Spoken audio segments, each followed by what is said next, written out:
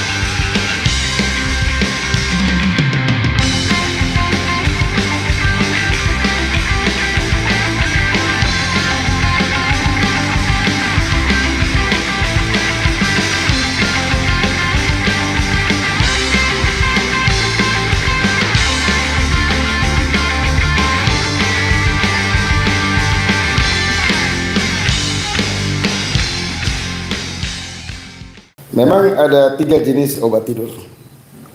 Pertama, obat lelap. Kedua, teori akademisi.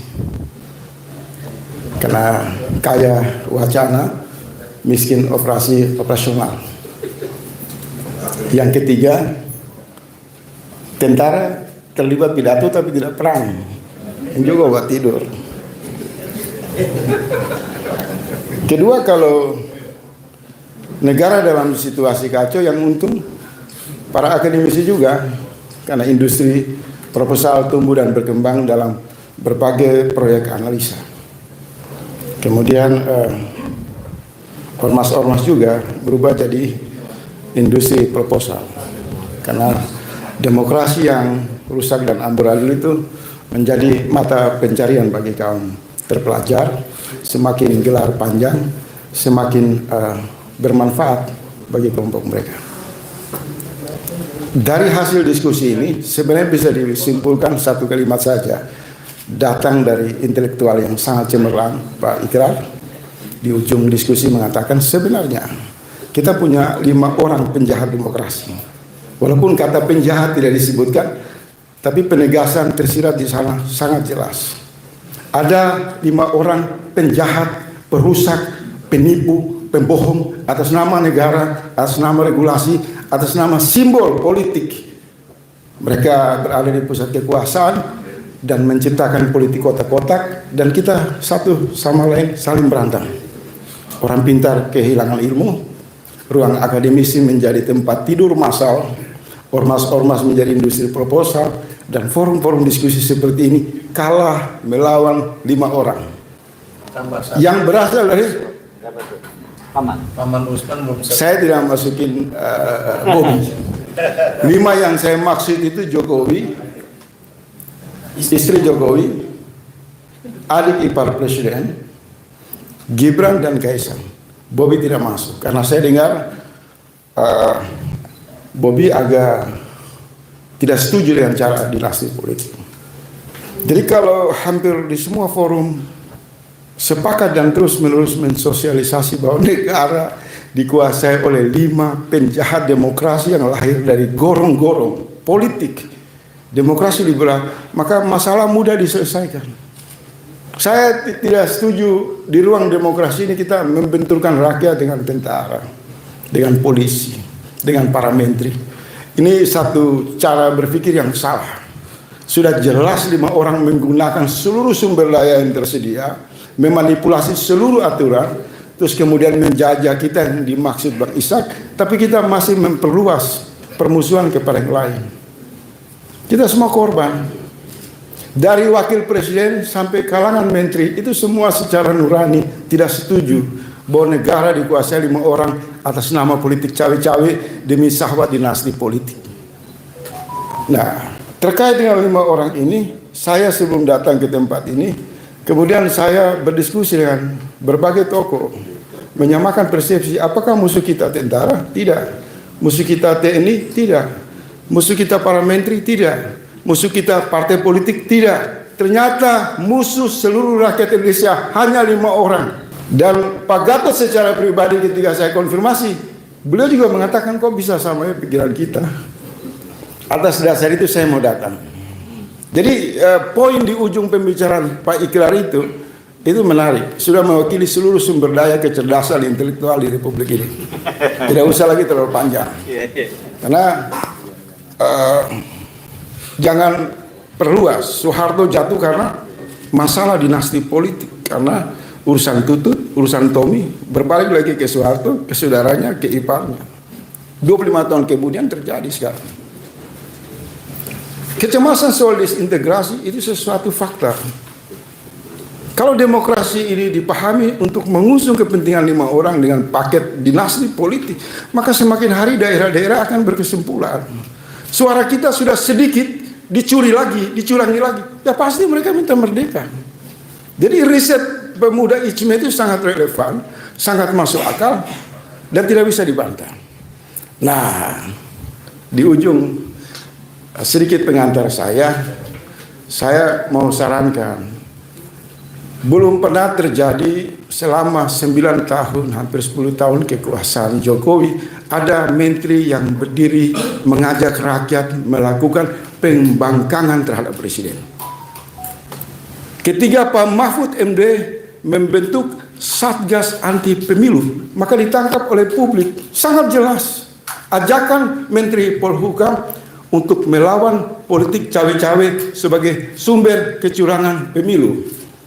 Kalau dulu sistem parlementer orang datang ke DPR dengan fakta-fakta untuk menggulingkan kekuasaan Soeharto, maka mungkin di era presidensial saat ini kita lupakan saja parlemen, gunakan Satgas Anti Pemilu, kita ajak seluruh mahasiswa, rakyat datang ke Menko Polhukam, sodorkan fakta-fakta terhadap praktis politik cawe-cawe yang dimulai dari MK berimbas kepada faktor-faktor lain. Kalau bicara soal bukti, ini ruang publik, bukan pengadilan.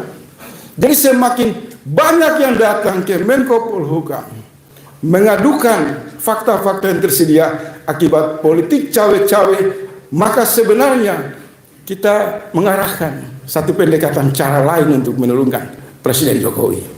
Karena ingat Pak Ikrar, Jokowi sangat membuat seluruh para pembantunya sangat solid. Beberapa menteri yang digantikan, yang diturunkan tidak berani melawan Jokowi. Tapi hari ini Mahfud MD jauh lebih berani dari oposisi. Pertanyaannya, apakah kita berani bersinergi dengan Menko Polhukam yang sudah membuka pintu untuk melakukan apa yang dimaksud? Kalau rakyat mau revolusi silakan, kalau rakyat mau people power silakan. Itu terucap loh dalam forum kami dengan Menko Polhukam. Demikian ada sedikit celah pintu masuk harapan bagi oposisi untuk memanfaatkan kerjasama, karena orang di lingkaran kekuasaan juga yakin dan tidak mau menjadi pengabdi untuk 5 orang, sama sebagaimana pandangan rakyat. Terima kasih. Wabillahi taufiq. Wassalamualaikum warahmatullahi wabarakatuh. Assalamualaikum warahmatullahi wabarakatuh. Yang terhormat Bapak Jenderal Nurul Mantio, Bapak-bapak semuanya, terima kasih. Alhamdulillah saya diberi kesempatan bicara di sini. Suatu kehormatan yang luar biasa. Tidak saya mimpikan sebelum berangkat dari Jogja dari malam. Mudah-mudahan ada hasilnya. Kita ini sekarang hidup di zaman reformasi. Kita sudah punya alat, tetapi bukan berarti itu alat yang terbaik.